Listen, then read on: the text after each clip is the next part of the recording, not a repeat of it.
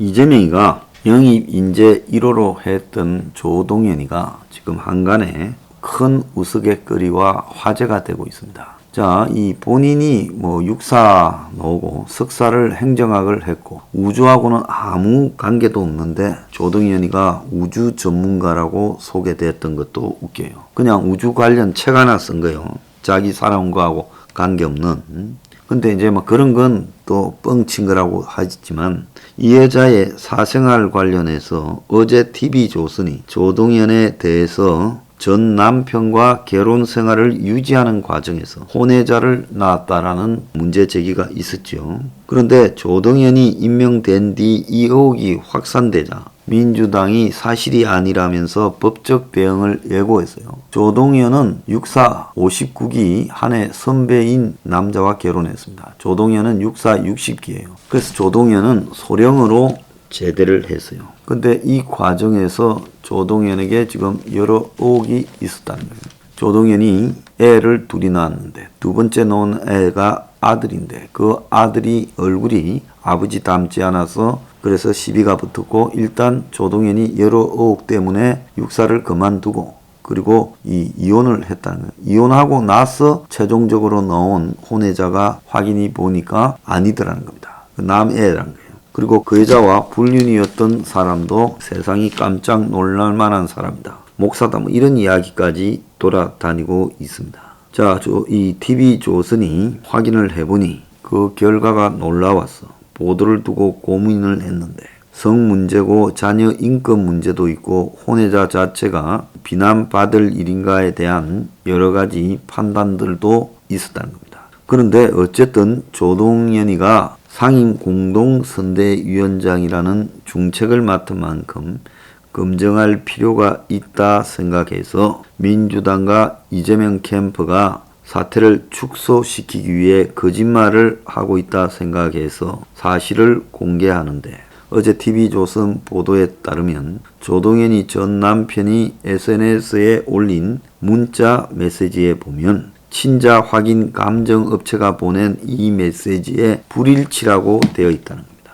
결혼과 관련된 인사 등에 따르면 조동현은 2011년에 남편 사이에 아들을 낳았고 그런데 두 사람이 2012년에 이혼을 했어요. 자, 그 위에는 딸이 하나 있습니다. 그런데 남편이 이혼 이후인 2013년에 아들이 친자가 맞는지 확인 검사를 했고 그리고 2013년 9월 4일 결과를 통보받았다는 거예요. 아이가 자랄수록 자신과 외모가 달라지는 등 석연찮은 이유들 때문에 그렇다는 겁니다.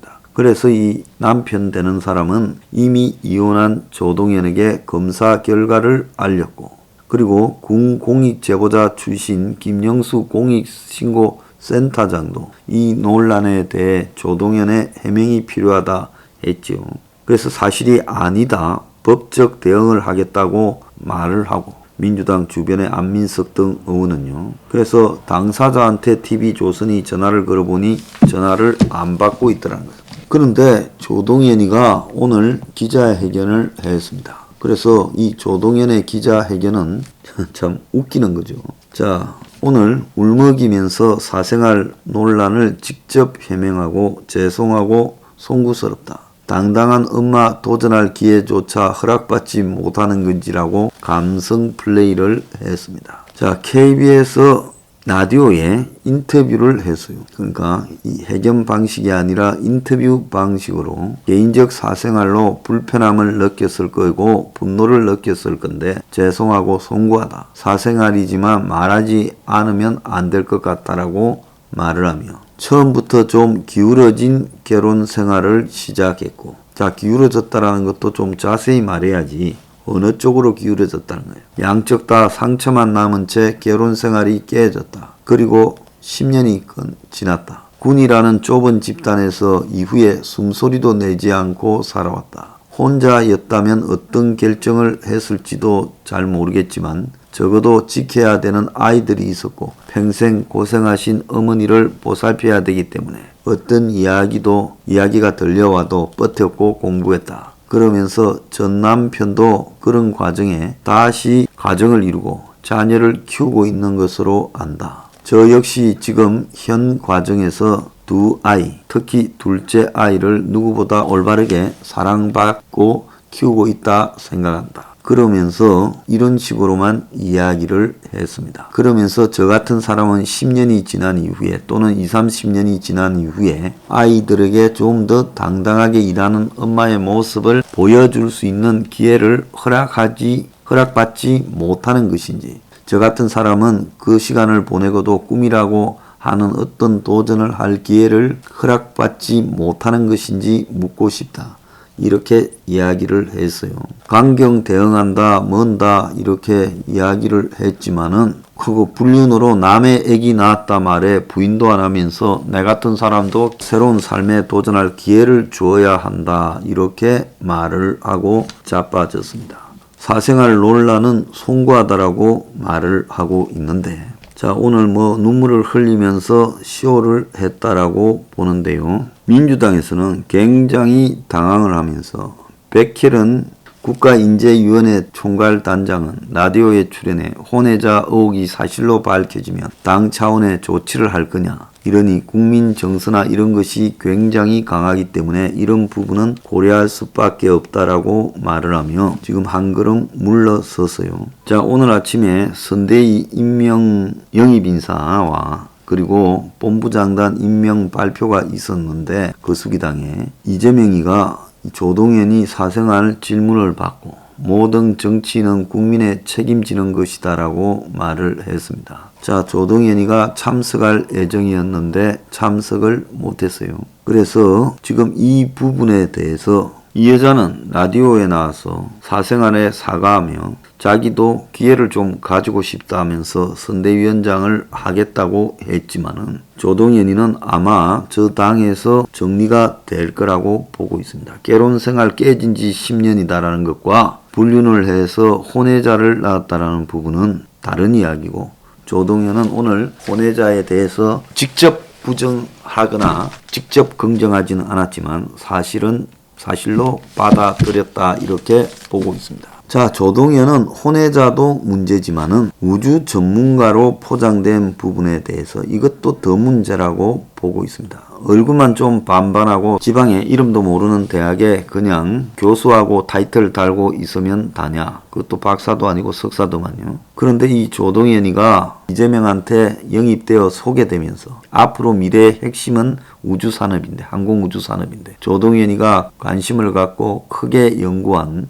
항공우주산업에 각별히 관심을 갖겠다. 이렇게 했어요. 자, 그래서 방송에서 안민석이 앞에 진행자가 이재명이 우주산업 전문가라고 해놨는데 전문가들이 갸우뚱거린다. 이게 무슨 소리냐 하니 30대지 않느냐. 전문가들 사이에도 진짜도 있고 아직 젊은 전문가도 있는데 관대한 시선으로 보고 앞으로 갈 길이 뭐니 크게 개의치 마라. 이렇게 말을 했어요. 근데 조동연이는 이번에 정치판에 들어오기 직전에 10월 18일 날 펴낸 책 우주산업의 로켓에 올라타라 라는 책 하나 쓴 게 다예요. 육군사관학교 졸업하고 자이툰 사단 한미연합사에 17년 복무했는데 하버드 대학교 케네디 스쿨의 공공행정학 석사를 마쳤고 서경대학교 군사학과 조교수, 미래국방기술창업센터장을 맡고 있다고 합니다. 자, 근데 이 여자 결혼하고 애 둘이 낳고 그 다음에 또 자이툰 부대 가고 한미연합사 가고 불륜하고 미국에 가고 그 사이에 군대 생활은 언제 했고 우주 전문가는 언제 했는지 궁금합니다. 자, 저 거수기당이 똑같이 똥당 못지않은 실수를 하고 있어요. 자, 근데 조동연이 문제도 문제지만 이 거수기당이 이 조동연이와 관련해서 거짓말을 했다는 겁니다. 이미 육사 출신이나 군 근처에서는 바닥에 알려진 일입니다. 저도 지금 이 일에 대해서 오래전에 이야기를 들었습니다만은 지저분한 일이라서 참고 있었는데, 자, 그런데 조동연의 전 시아버지, 그러니까 이혼한 남편의 아버지와 통화했는데 본인과 아들이 이혼 결혼 과정에서 굉장히 많이 시달렸고 고충이 크다라고 말을 했습니다. 이 거수기당이 거짓이면 그냥이지 않겠다, 법적 대응을 하겠다 했는데 이 문제와 관련해서 왜 가만히 있습니까? 이 조동현의 그 법원 기록에 따르면 전 남편이 제기한 친생자 부존재 확인 소송에서 이 패소를 했고, 조동현은 자기가 낳은 자녀의 DNA가 남편과 달랐다는 게 법원에서 인정이 되었고, 전 남편은 과거 자신의 SNS에 이걸 올리기도 했다는 겁니다. 그래서 전 남편이 공개한 문자 메시지에 따르면 친자 확인 감정업체는 불일치라 했다는 거예요. 그래서 법원 기록에 이렇게 딱 남아 있습니다. 자, 그 외에 2030 전문가 4명을 영입했다라고 거수기당이 발표했지요. 자, 그런데 발표한 사람 중에서 똥당에 두들기다가 거수기당으로 날아갔다라는 김윤희, 하루 전까지 윤캠프를 두들겼다는 거예요. 그 김윤희가 소개될 때 뉴로소시에이츠라고 회사의 대표다라고 소개가 됐어요. 여러분들도 그거 아마 다들 데이터 전문가라고 하면서 뉴로소시에이츠라는 회사 대표라고 소개가 됐던 걸로 알고 있을 겁니다. 근데 뉴로소시에이츠 주소지에 건축사 사무소가 있는데 그 대표가 그런 회사 처음 들어본다, 신고할 수 있냐라고 말했다는 거예요. 그래서 이 회사가 페이퍼 컴퍼니고 본사 주소지에 다른 회사가 있더라. 이것도 또한 거의 사자에 가까운 거 아니냐 이야기가 나오고 있습니다. 그러니까 정치판 근처에 돌아다니는 2030이나 이런 것들 중에 정상인 것들이 별로 없다라는 게 입증되는 순간이에요. 이재명이가 1차 국가 영입 인재로 영입한 김윤희가 자기가 대표로 잇따른 뉴로소시에이츠 본사 주소지에 엉뚱한 건축사 사무실이 있더라는 거예요. 이건 뉴데일리가 보도를 했습니다. 이 회사는 2016년 이후 재무제표 자료가 조회되지 않는 등 사실상 폐업 상태이라는 거예요. 수년간 서류로만 존재하는 페이퍼 컴퍼니라는 겁니다. 그런데 이재명 선대위는 뉴로소시에이츠를 데이터 전문기업이라고 하고 이 여자를 데이터 전문가라고 홍보했습니다. 그리고 이 여자는 박수영 국민의동당 의원에게 윤한테 일하고 싶다고 하다가 절로 날아갔죠. 근데 윤석열 쪽에 추천해달라고 이력서를 냈는데 이 이력서에 2013년 1월에 뉴로소시에이츠를 창업해서 지금까지 대표이사로 있다. 그래서 데이터 전문 기업이다라고 젊은 애가 뭐 하버드에 나오고 그 다음에 이런 회사를 창업하고 했으니 그럴싸하게 보였겠죠. 근데 기업 조회 앱을 통해 확인해 보니 뉴로소시에이츠는 김윤희가 자본금 100만원으로 2015년 7월 14일 날 설립했고 그 이전에는 법인이 아닌 개인 사업자로 운영을 했다는 거예요. 근데 이 뉴로소시에이츠가 2010년 이후에 재무제표 자료가 전혀 조회되지 않고 있다는 겁니다.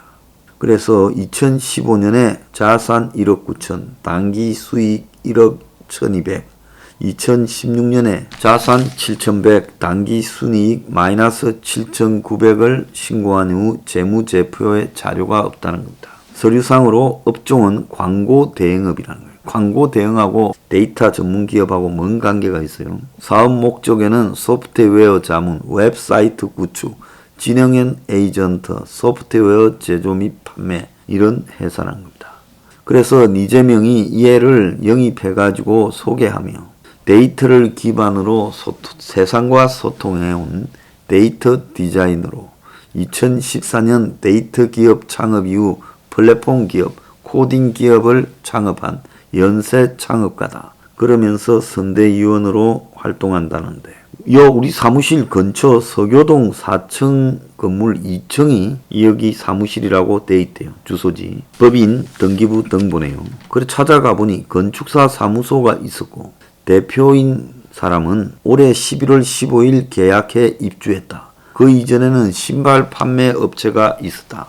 그래서 취재진이 뉴로가 이 본사로 있다고 하니 그런 회사 들어볼 수 없다. 이거 신고할 수 있느냐고 했다는 거예요. 이 회사는 운영이 중단되었고 홈페이지 메인 화면에는 새 비즈니스 모델을 개발하고 선보이기 위해 준비하고 있다. 새로운 모습으로 찾아뵙겠다 하고 문의사항은 메일로 보내라 돼 있다는 거예요.